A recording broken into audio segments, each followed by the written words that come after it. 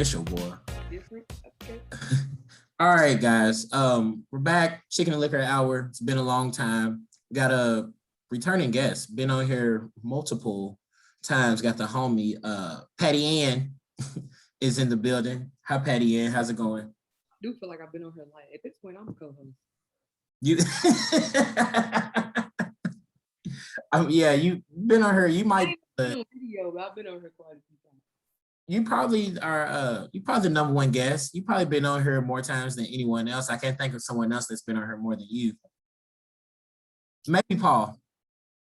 Yeah, definitely probably Paul. Right. Use I Paul. and told him I was gonna be in Nashville this weekend, and I said, can I meet my nephew? He gonna holler. You can take him back to Louisville with you if you want to. That sounds like him. But yeah, so I want to talk about basically dating and everything that comes with dating and relationships. And I say I want to have women on here, but I'm pretty sure I have women on here 90% of the time. Most of the people in my life are probably women, except for a couple men, to be honest. So it's pretty easy. So we're gonna start off we're gonna play a game. Okay. Don't sound too excited about this game, but we're gonna play a game, and the first couple questions are you have to guess the movie. Okay. Let me try to revoke my black card. Go ahead. Not all of them. Not all of them. If they're not black movies, I'm really not gonna know. If they're not black movies, you're not gonna know it. Well, shit. Two of them are white. I'm gonna tell you that now. So we're gonna see. All right. Yeah. Look. All right. This first question: a highly successful 40-something stockbroker is persuaded by her friend to take a well-deserved first-class vacation to Jamaica, where the hot pursuits of a younger man forces her to take inventory of her life. What is this movie? Look at her groove back. It's too damn easy. That was way too easy. Well, I'm glad you got that one because you ain't getting the next two. In a bid to keep their luxurious condo from their significant other, a couple break up, proceed to get uglier and nastier about a moment. What? A loft, a penthouse, or something like that. No, it came out in 2006 though. Top floor. To be honest, in the question, the name of the movie is technically in the question. In a bid to keep their look. Oh, I'm thinking of another movie. Okay. Yeah. In a bid to keep their luxurious condo from their significant other, a couple's breakup proceeds to the ugly. I have no fucking clue. You want the answer? It's called The Breakup. I've never heard of it. See, All right. And devastated Peter takes a Hawaiian vacation in order to deal with the recent breakup with his TV star girlfriend. Little does he know, Sarah's traveling to the same resort with her new boyfriend, the same boyfriend that she cheated on him with. I'm even asking, you ain't gonna get it. Forgetting Sarah Marshall. Yep, never heard of it. You've never heard of Forgetting Sarah Marshall? Never heard of it. It's a very funny movie. It's hella white. Those last two movies are hella white. Like, I can't even remember any black people in the movie, to be honest. So don't sound like my type of thing. I'm trying to think, but I wanted to think of more movies that was kind of like about kind of like breakups or okay, it makes sense. Prove back whatsoever. Because so I was talking about this with some of my friends, mixture of men and women, a couple weeks ago. We was talking about like how sometimes genders deal with breakups differently. And hold on. Can you see me still? Okay. But how a lot of times the genders deal with breakups differently, basically. And sometimes it seems like women, when they go through a tough breakup, it's like they go and try to get their life like back on track together. They might change their hairstyle, get back in the gym, losing weight. Like it's like they got a whole new life. Men, it seems like when they go through a tough breakup, they get like depressed and get sad, and they're like, they don't like lose weight and get in shape again and all of that. Like, what do you think about that? Honestly, I think it's the opposite. Really? And I think women, when they go through a tough breakup, they go through like they depression stage, they sadness phase and all of that. And then they like, because once you let all the emotions out, at one time, you can get it off a lot faster. And then they start, they glow up phase. They start like, I'm tired of being down. I'm tired of being upset. Start bad bitch. Start going to the gym. Start doing this. You start doing that. And like, to me, the guys, they usually go out there and just live their best fucking life. And then once all of that then faded out, then they go through their depression stage because then they want to come back. But she already went through like being sad, being depressed, working on herself. She already took them steps. She done love it up. Now she's over you. And then you trying to come back and she won't let you back. Then they go through their depressive stage. So I guess then more of they go through them in kind of opposite ways. Like, but I think the bigger thing is with women, when y'all go through breakups, your homegirls kind of like are there, like know what to say and like help you go through your feelings and stuff. With men, a lot of us, we don't have like our homeboys and brothers and close friends. They say come to the club. Right, yes, yeah. And so y'all delve into that to get through the breakup, but then that always fades out. Yeah, and I guess that's kind of more of what I meant. Then I feel like men, when they go through breakups, they think they gotta like start having sex with different women or stuff, or start trying to talk to other women. And that's why, especially young dudes, like college age dudes, they'll break up with a woman thinking, let me break up with her so I can start getting these other chicks. And then they find out, oh shit, these other women don't even want me like that. Hey, I be saying that all the time. Niggas don't even be understanding that their girlfriend be the only person that want them. Correct. We don't be understanding that. So they want to go out there, they want to live. They might holler at a few chicks, may be able to, have sex with a few chicks, but they ain't really getting nobody who's really like wanting to put any girlfriend in them or care about them or want to have sex with them more than once. Hey, but it's so true though, especially girlfriend. Say it again. Only person to be liking them is the damn girlfriend. Nobody bruh. Because especially like those like college age dudes and dudes in their like early 20s and stuff, that they really be thinking that, because first of all, they didn't realize that a lot of those like younger chicks only wanted him because he was already taken. Like they just, she only wanted him because he was already taken. So then he's thinking, bro, I'm getting all these hoes, bro. Let me break up with her because she's holding me back. He break up with her. He tries a couple. He may get one out of the 4 chicks he done hollered at. So he still got a little confidence. In a couple months, he's like, God dang, bro, don't know me. Don't play. And what they also fail to realize is like, your personality probably ain't even that interesting to a lot of people. Then like your girlfriend, she just overlooks your bullshit, the stupid shit you say, all of that, and she accepts you. And these other females who don't know you like that, they don't care about you enough to this nigga's lame, and they just keep it pushing. Like, no, nobody like you but your damn girlfriend. You out here trying to deal with somebody else. They don't like you like that. You're not wrong though. You're not wrong. And see, that's the funny thing, because then I feel like it's opposite for a woman. Like when a woman's breaking up with their boyfriend or gets broken up with, either way, there's a lot of dudes that's ready to hop on that though. Like dudes be ready. So a woman going through a breakup, she's going through all the emotions, all her feelings. Her friends are there for her, helping her, guiding her through it. Like, yeah, that nigga wasn't shit anyways, blah, blah, blah. You go through those couple weeks or couple months of just kind of being like, for lack of a better word, depressed and all that. And then you get it together. You might cut your hair, you get back into the gym. You can always tell a woman that has went through a breakup or something, especially on social media, because all of a sudden it's just a new energy on social media. It's a little bit more inspirational. She's posting pictures of herself. She's like getting back in the gym. She's showing her waist. She's like, 2 months ago, this was me. 2 months from now, this is me. All of that. And you can, it's just a whole new energy. And then a dude though, dude ain't got his friends guide him through the relationship. Dudes don't know what to say to their homeboys when he goes through a breakup. Like you know what to say to a dude that's sad. Single male friends who like out here, they just thinking they got their homie back. Finally he back. Right. That's all they thinking. That's fucked up, dude. That's hilarious. Somebody for real now. See, I've been waiting for you to come. That's all they were.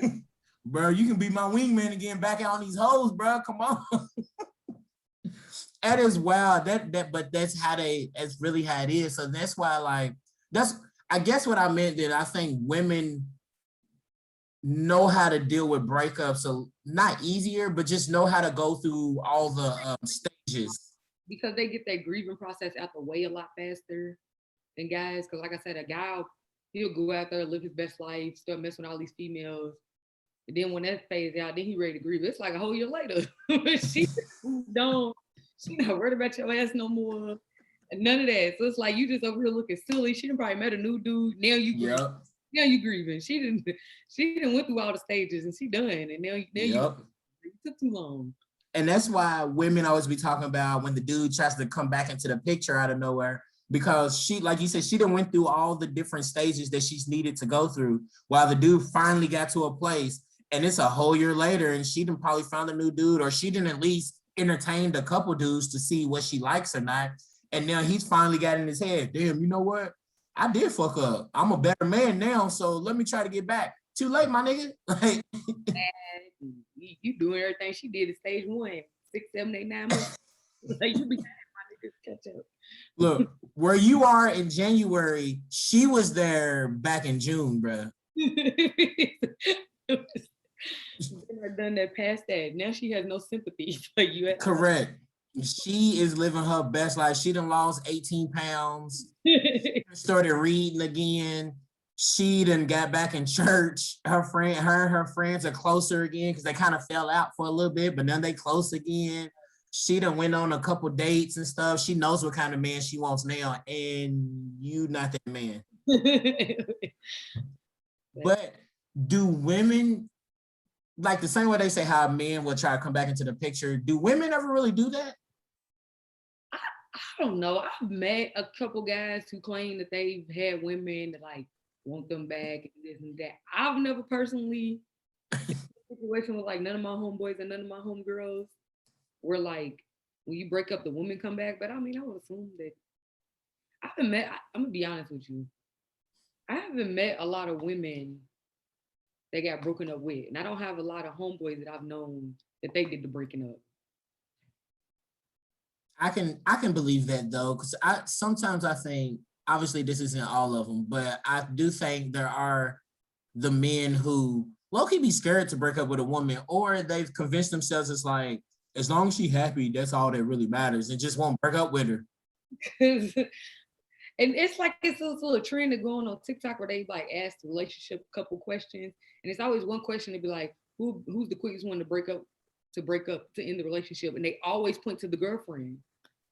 But I will say, I'm gonna hold you. I will break up with a nigga 12 times in one relationship. I was about to say, I will say, women be quick, just from a man that has a lot of women in his life, friendships, relationships, all kind of types of relationships with women.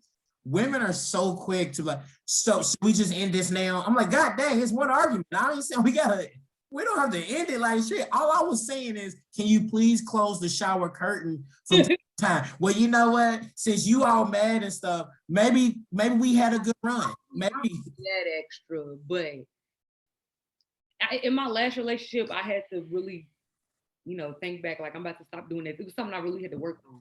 But it wasn't that my ex used to feel like I was doing it like on some tit for tat shit, and I'm like, nah, my nigga. In that moment, I really be feeling like I don't be with you no more. Like I genuinely, I don't be saying it to hurt your feelings.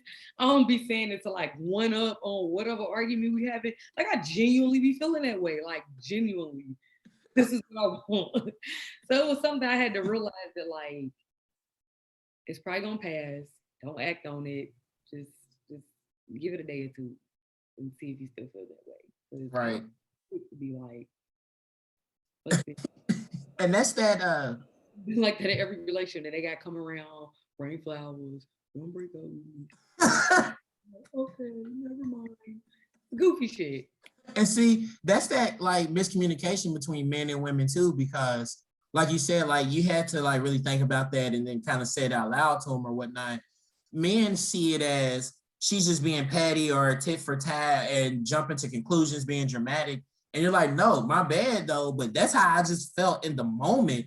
And that's why it's like professionally when they say, when someone to piss you off or whatever, don't send that email yet. And I've had to learn how, because someone would send me a certain email and I'm like, oh, hell no, who this motherfucker think they are? I'll let them know some shit, gonna come and talk to me like this. It's same when you get text messages from certain people. Sometimes you gotta let the text sit. Yeah. You revisit it later, because if you respond right then and there, it's like. Yep. And so what I'll do is a lot of times I'll write down everything that I want to say, but I won't send it. And then 24 hours later, I come back and be like, oh, damn, I was wilding. I ain't going to send that. I'm not going to send it. And it's the same thing that when you. It might have been justified, but you might have just been going a little overboard. Yeah, it might have been justified, but you hella aggressive and a little overboard. Oh. Because I know especially younger me, it was quick to go off or whatever, and you just stand in it. But yeah, as you get older, you learn like, all right, I get it. But then also as a man, I learned that sometimes like with women, like men and women, a lot of times, obviously not all of them, we can't just paint a broad stroke for all of us. But from my experiences, sometimes you just let the woman go off and just sit there and shut the fuck up. That's kind of what I learned. Like, and me, I'll be wanting to get my point across, but I had to learn, like, you know what, even if I am right or feel like I am right in this situation, there's really no point, because when a woman's going off, she ain't hearing you. Like, just let her off. Now listen, coming from a woman, don't accept that. Should nobody be going off. Conversation should be being had. Nobody I agree. sitting there going off while the other person just sitting there and not saying nothing. But you ain't gotta accept that, King. Have a conversation. You know, okay, so you can let her vent and let her finish. If it lasts a while, that's fine. But when then she got to sit there and let you respond to everything. Ain't no going off and just sitting there not saying nothing. You won't do that. So I'm glad you said that, because that leads me to this next thing, talking about deal breakers. And for me, especially over this last year in the pandemic, it's kind of like that saying, you can't see the forest for the trees. So during the pandemic, I got to just sit back and be by myself and away from pretty much everything. And it helped me figure out what are my deal breakers and all of that. And one of those are, like you said, like we was talking about the arguing and people going off, someone who's emotionally aware and very self-aware of themselves. So I've learned to catch myself in arguments, to not go off and not allow someone to get me all hyped up and like just going off crazy, because you know when people are just arguing off of emotion, you don't know what the hell's going on. It's like, I remember one of my professors told me back in undergrad, I'll never forget it, and I always try to remember this. He said, especially when you're in a relationship, two people arguing, just yelling over each other, it's like two TVs face towards each other on different channels with the volume all the way up. You got one TV on a football game and then another TV on the news. Volume's all the way up. You can't tell what's going on either TV. And that's how it is when people argue. So for me, I've learned, because I've worked on myself to not be that person where I'm arguing over an emotion and jumping in conclusion and all of that. I've learned to work on myself and not to do that. So I want that from a partner. So one of my deal breakers is that if they're not self-aware enough or emotionally aware enough to understand, like, you know what, we don't need to argue right now. Let's come back to this tomorrow. Love you, but I'm pissed off at you and I don't feel like looking at you right now, which is totally understandable. We can talk tomorrow, instead of people being willing to just cut a whole relationship off. That's one of my deal breakers. Do you know your deal breakers at all? No, that's definitely mine. So like, and this is one that just come about. Like, I've gotten to a point where even if I am in the wrong, once you get to the point where you being aggressive, you loud talking, you not letting me get a word in, I'm shutting down. Mm-hmm. You're not getting nothing out of me, because I'm not letting nobody gaslight me no more. It's not happening. You're not roping me into an argument. You're not none of that. Like now, like I said, if you want to have a conversation, we can do that. But like, even if I could be dead ass in the wrong. Once you start raising your voice and cutting me off and all the extra shit, I'm shutting down. You're not getting nothing out of me. And if that's how you want to get your point across when you upset about something, I don't want to do with you. Like, right. And I don't have no problem. I will and turn my head like I'm not doing this. And you can be mad because you're not getting nothing out of me and all of that. But I am no longer allowing people to rope me into arguments. It's not happening. Like, and that is what I decided last year. Like when I got in my last relationship, and this goes with friends too. I'm no longer letting people rope me into an argument. We can talk about it, but if we ain't talking, if you just over there out of anger, it's not happening. You're not getting shit out of me.